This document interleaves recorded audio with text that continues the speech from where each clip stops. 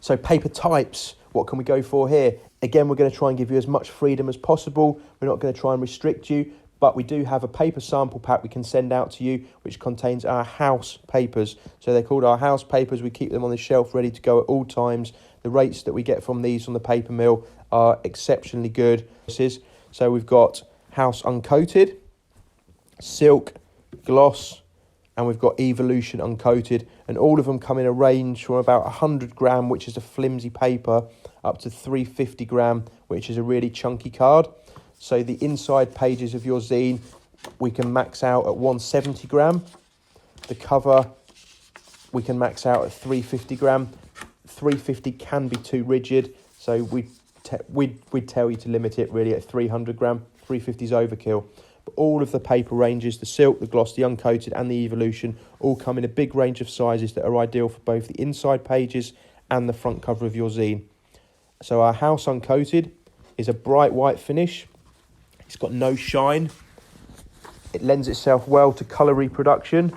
The images sit on the paper well and they're quite vibrant. If you compare it against evolution uncoated, that's slightly off-white. It's got a bit of a grain. It is 100% recycled, but we will be honest, evolution uncoated soaks up the ink. So if you've got kind of dark images that are already lacking in contrast, if you print them onto evolution uncoated, the contrast is going to be muted even more. It's not great for colour reproduction, but it is 100% recycled and it is slightly off-white. So a lot of people are looking for that solution. So go to evolution uncoated as our house choice for that. You then have silk. Silk's just a good middle ground paper. It's going to make your colours jump off the page. It's got a slight coating, so there's a slight sheen on there. It feels smooth. It's quite bright white as well. Comes in a good range of weights. So 130 gram is your go-to for the inside pages, 300 gram for the cover. Again, we'd recommend matte lamination.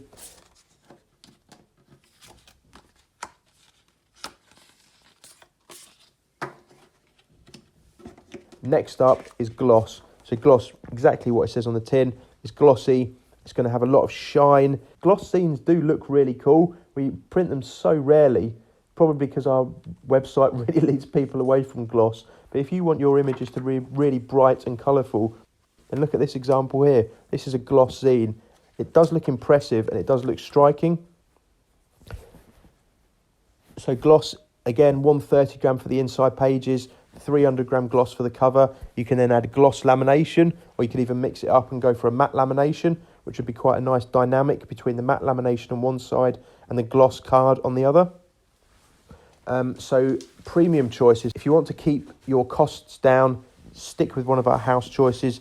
But I know some of the universities, if you're looking to print a zine as part of your university course, they do have visits from GF Smith and from some of the other paper mills, and they do promote their papers. They are, we'll be honest, quite a lot more expensive, but GF Smith themselves have a range of maybe 100 to 200 different paper types, everything from kind of craft paper through to textures and coloured papers in the colour plan range. We don't hold their paper samples just because there's too many of them and too many weights. But if you get in touch with samples@gfsmith.com, ping them an email and they'll send you out a swatch book. Or if you jump on their website and head to the collection page, then their collection of papers is highlighted on there with some really good photos actually. You can find photos of our house papers on our website. We have tried our absolute best to make one white paper look different to another white paper. But if there's any doubt, just get in contact with us and we'll send you out a paper sample pack. They normally go out the same day and each one contains A5 paper samples of the choices that we've just spoken about. They're all printed. There's an alphabet on one side, an Ex Why Zed alphabet on one side. So you can see how the different colours from that alphabet print on the different textures and the different paper weights. So that's really handy.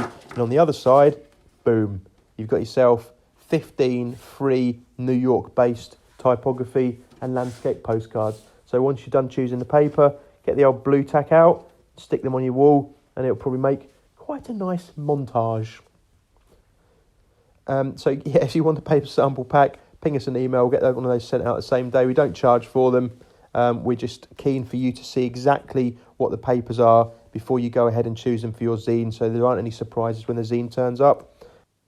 I'd say 50% of people go for uncoated, 50% of people go for silk. Evolution uncoated, just be careful with that one because it does mute your inks.